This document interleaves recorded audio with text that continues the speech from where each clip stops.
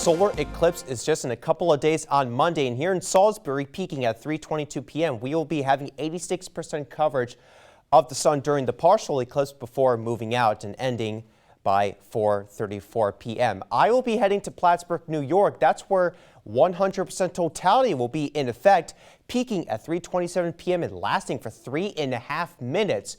Total darkness. You may hear some of the night craters, and there will be a brief drop in the temperatures, and that's going to be ending completely by 4:37 p.m. And Chief Meteorologist Rich Wurczyk will actually be filling in for me on Sunday as I make my trip by tomorrow. Now, today would not have been great for solar eclipse viewing. You'll see there was a lot of clouds this afternoon, courtesy of Carolyn from Lewis, Delaware, with this photo. And across all of Delmarva, there were a lot of stubborn clouds this afternoon, and it was a bit chilly. And right now, we're pretty cool out there. 48 in Salisbury, 49 in Wallops.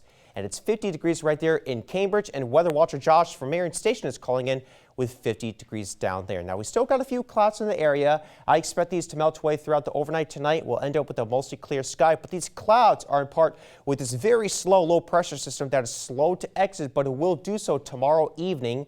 We'll get high pressure to take control, but then this warm front will bring in some clouds across portions of the Northeast on Monday, and maybe bringing us a couple of scattered clouds for us on Delmarva locally on Monday, but you'll see on Futurecast that it's really not looking all that cloudy out there.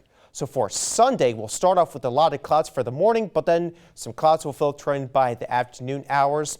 Kind of similar to today, though. I don't think it'll be as thick and widespread in coverage as today. And then we'll start off Monday with a lot of sunny skies, but then later on in the morning and the afternoon, that warm front will begin to lift through.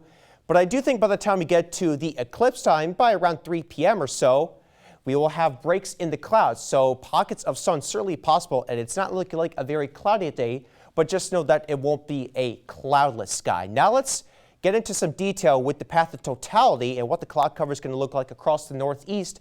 If you go towards the Great Lakes region like Buffalo, it looks like there's going to be a thick layer of clouds over there, so not looking all that great.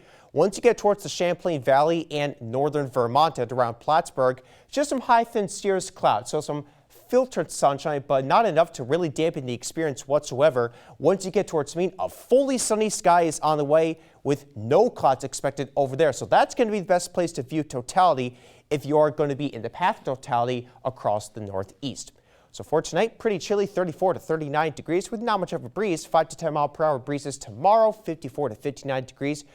With more clouds during the afternoon, similar to what we saw for today, but a bit breezier by the waterside. So we have a small craft advisory for the Chesapeake Bay, but not so for the Atlantic Ocean or the Delaware Bay. So overall, looking good for solar eclipse with more clouds and showers with warm temperatures by the end of the week. Deja?